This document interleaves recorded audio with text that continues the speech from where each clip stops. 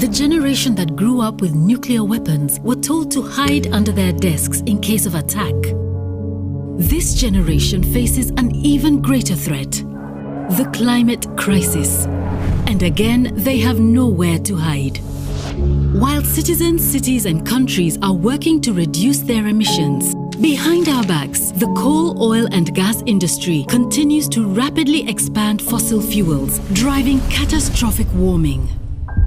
Surviving the climate crisis requires a bold new idea. Introducing the Fossil Fuel Nonproliferation Treaty. Why a treaty? 50 years ago, the world signed a non-proliferation treaty to avoid nuclear war. In 1987, the Montreal Protocol protected the ozone. The Paris Agreement begins to limit emissions, but doesn't mention coal, oil or gas. We need a global plan to end the proliferation of fossil fuels and fast-track solutions. A fossil fuel treaty would phase out coal, oil and gas faster, more fairly and forever, while supporting workers, communities and countries dependent on fossil fuels. People around the world are already winning frontline battles against coal, oil and gas projects. A treaty can bring together these diverse efforts into a powerful and equitable global plan. Endorse the Fossil Fuel Treaty, and together we can drive a just transition to clean energy and a safe climate for generations to come. That's beautiful. Thank you so much. I'm really honored to have you here today. Thank you. That's great. Let's dive in first to the Fossil Fuel Nonproliferation Treaty itself. We can just call it Fossil Fuel Treaty. It's much easier. Does everybody trip over? A lot of, I think opponents describe it as turning off the lights, turning fossil fuels off right now. That's not what this is. Explain what you're asking countries to agree to. I think it is actually one tactic of the fossil fuel industry. Every time we talk about limiting production, reducing expansion, managing a wind down of production in line with our climate goals, they immediately go to, you're all going to shiver in the dark and you're talking about turning the taps off overnight, which is absurd. But what they're hiding and what they're trying to ensure that we continue doing is to continue to grow production. One of our mantras at the Fossil Fuel Treaty is it's not a transition if we're growing the problem. And it gets back to your conversation, with Amy about Willow Project, et cetera. And so the Fossil Fuel Treaty is roughly designed on the Nuclear Non-Proliferation Treaty. Before we launched the treaty, we studied 5 other treaties: the chemical weapons bans, landmines, nuclear non-proliferation. So there's 3 pillars. The first pillar is agreements, international cooperation between governments on stopping expansion. So stop stockpiling. And every country, every company wants to be the last barrel sold. Right. And so we're in this situation where we're currently on track to produce 110% more oil, gas, and coal by 2030 than the world can ever burn and stay below 2 degrees. So the first step is stopping expansion. The second pillar is managing the wind down in a fair and equitable way. Like right now, who gets to produce what fossil fuels on Earth is decided by the markets or OPEC. How much we produce and who gets to produce it. And so what we're saying is, if we know we have a global carbon budget and we're trying to stay within that, why are we only cutting with 1/2 of the scissors? Why are we only looking at reducing demand? For 30 years, climate policy has been designed on reducing demand. But what about constraining and cutting supply and managing that wind down so it can be equitable, so there's not these shocks and stranded assets like Rob from Carbon Tracker was talking about yesterday?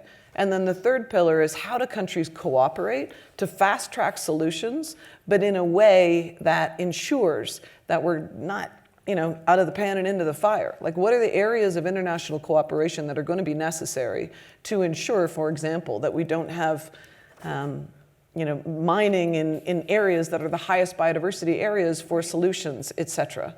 And so that's the rough framework of what we're asking countries to do. And now countries are working with lawyers and diplomats and starting to put together the text for what will be negotiated.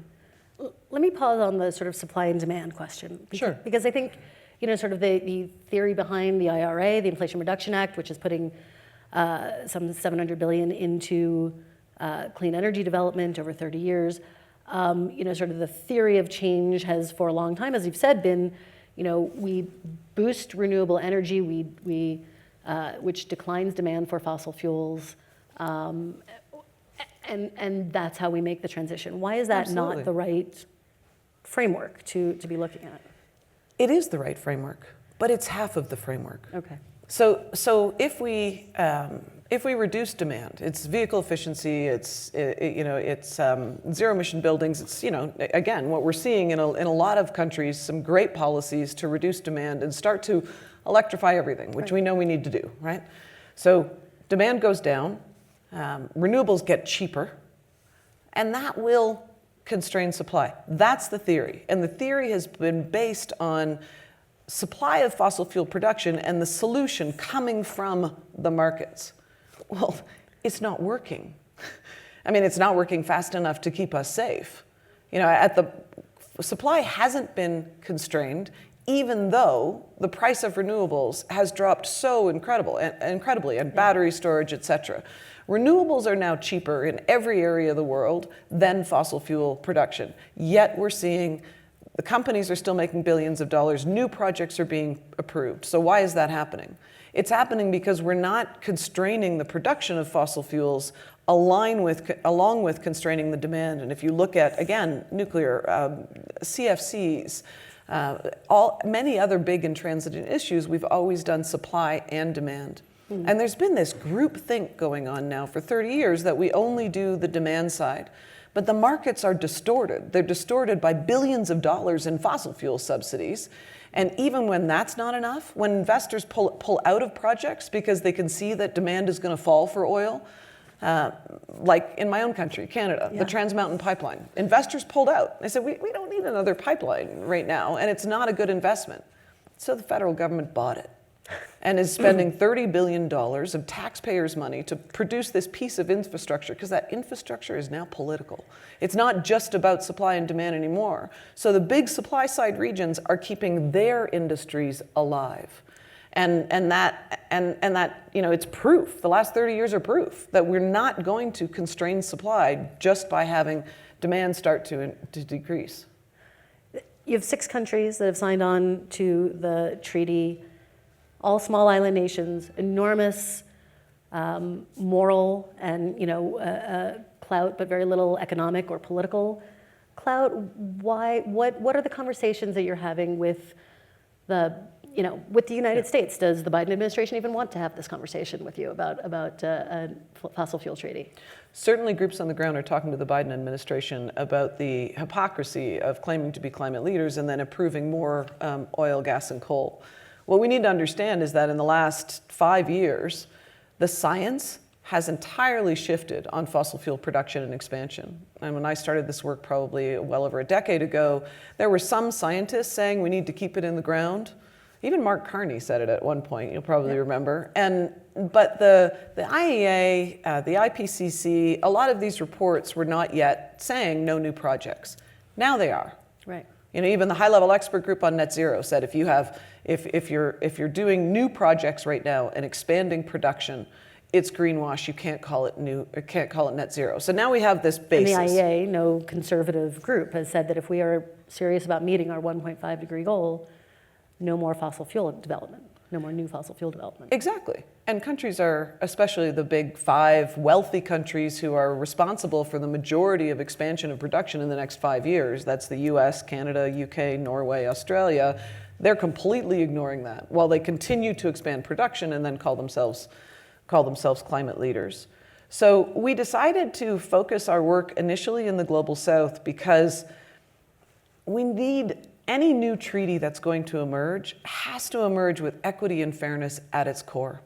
And as you said, the countries in the South Pacific, these island nations who are the most vulnerable nations on Earth to climate change have been the ones leading the diplomatic efforts on the High Ambition Coalition and a 1.5 target, on loss and damage, on the International Court of Justice, including climate and a climate opinion, which was a big win recently.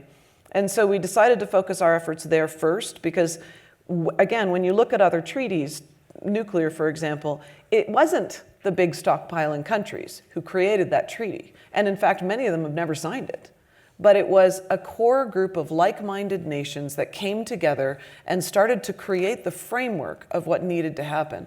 In the process of creating that framework, they shifted the social norm on stockpiling nuclear weapons. And that's really important. So I grew up, stockpiling nuclear weapons was what kept us safe.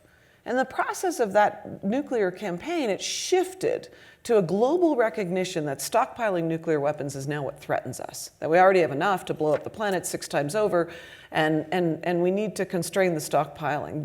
These are weapons of mass destruction.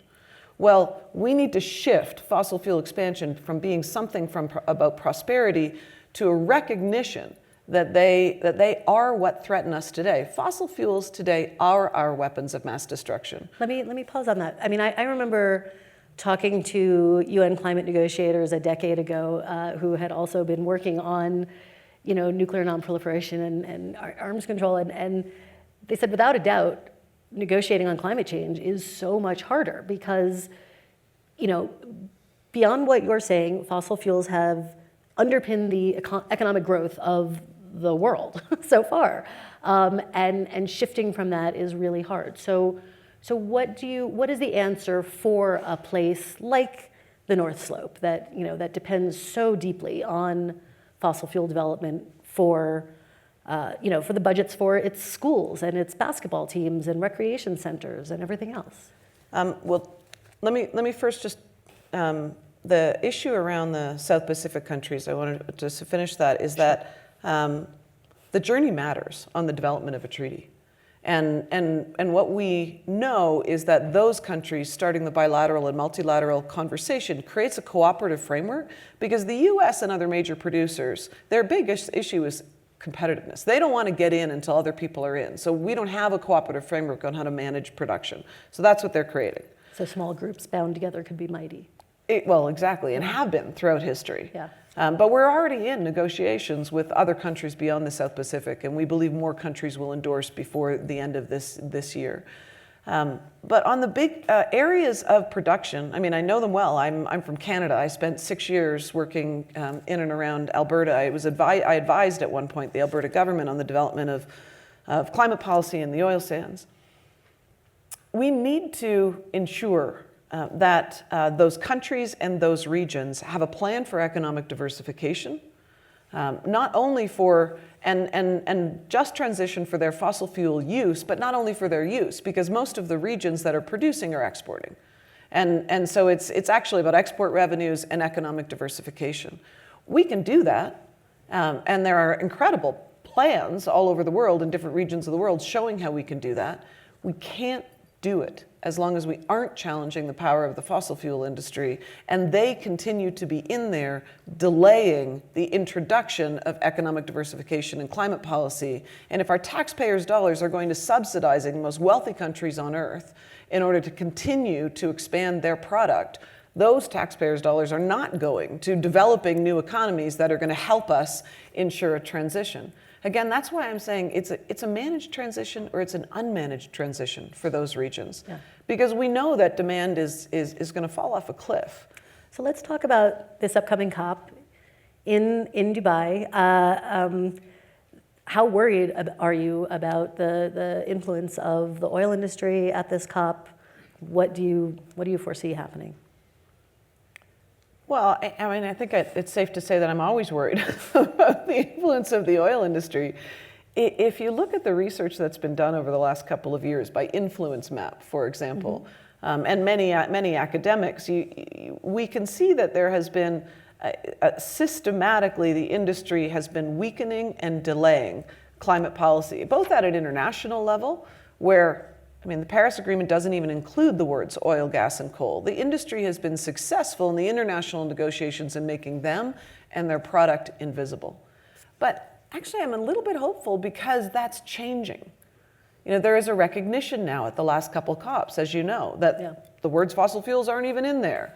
that there's a counting of how many Glasgow COP27 was the first time that fossil fuels were mentioned specifically in Exactly. Right. And we ran a campaign with the treaty network around the world. The treaty is now a directed network campaign. We have over 2,000 NGOs that have endorsed and are participating in it, 101 Nobel laureates, and we ran this campaign with banners everywhere and ads everywhere. Say the F words at COP. And Why is it so, that's great. Fossil fuels, Why fast, is it so fair, important and to forever. name the problem?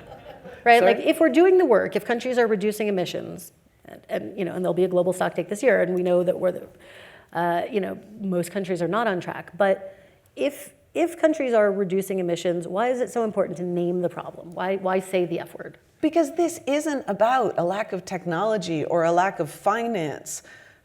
We know what we need to do. This is about agency and about power.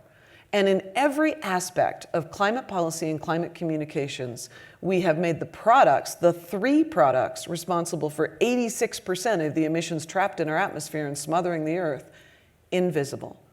That time is over. And that is what is exciting to me. John Valiant, with his new book, Fire Weather, in an interview last week said, what I'm seeing is that the world is falling out of thrall with the fossil fuel industry. And I thought it was so beautiful. Even this focus on our own lifestyle, which makes us feel guilty and then turn away from the problem because it's too big and I still have to drive a car and I don't have enough money to buy a Tesla or whatever is going through people's heads when they turn away. And we've seen that a lot in the research on climate communications and climate psychology. That concept of a personal carbon footprint was made popular and mainstreamed by BP. So if you trace what they've been doing for years, first they denied climate change, and we have all the evidence to show that they knew about it 50 years ago. They knew it was their products.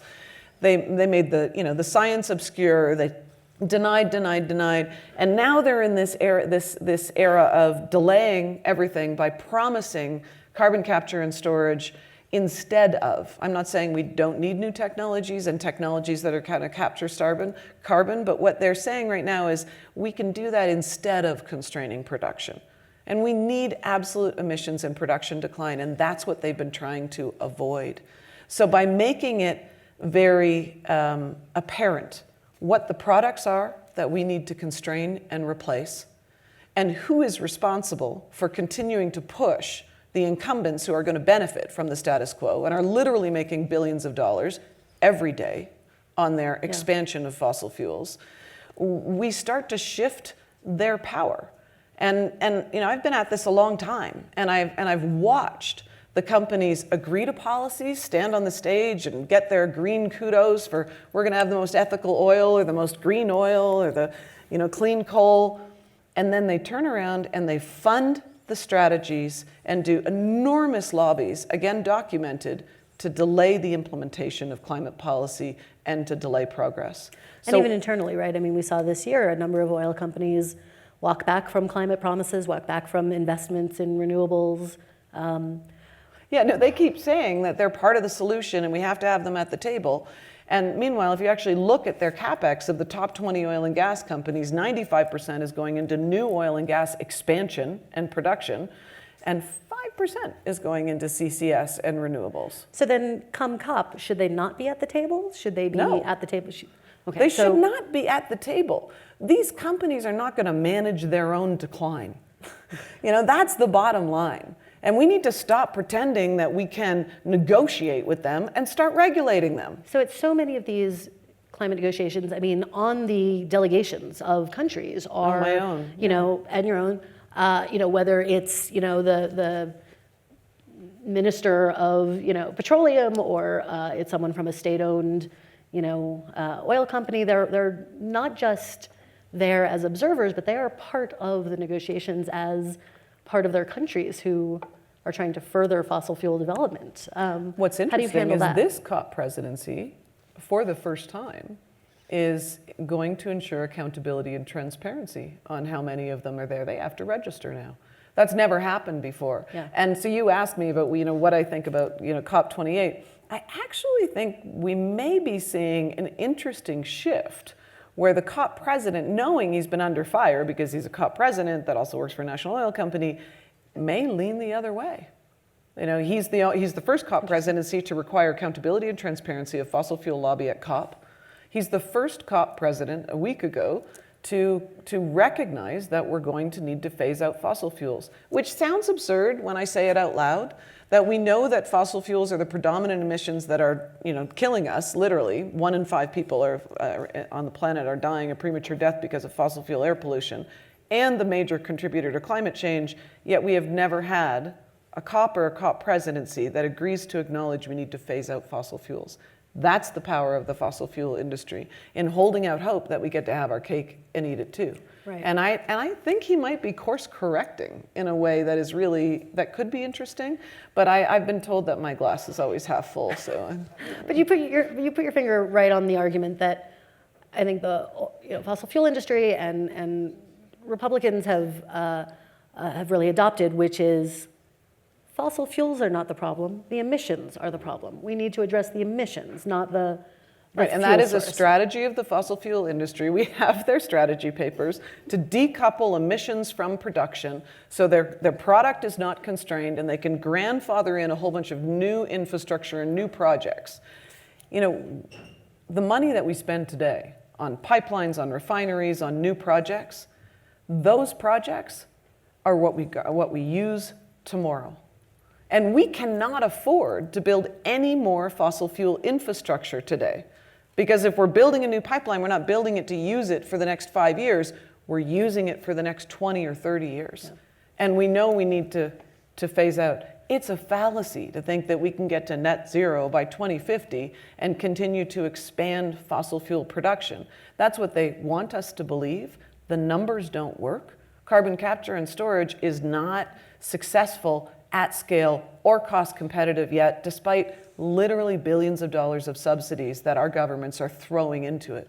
So we have to start taking that money that governments are putting out there and start putting it into the electrification and the renewables that we know are cleaner and safer, and stop handing public money to the fossil fuel companies so they can make more billions and lock us in to a future that we know is killing us. Let's talk a little bit about you and how you came to this. At one point you were advising climate policy for the oil sands. The next premier of Alberta called you an eco-terrorist. Tell us your path to devising the Fossil Fuel Treaty.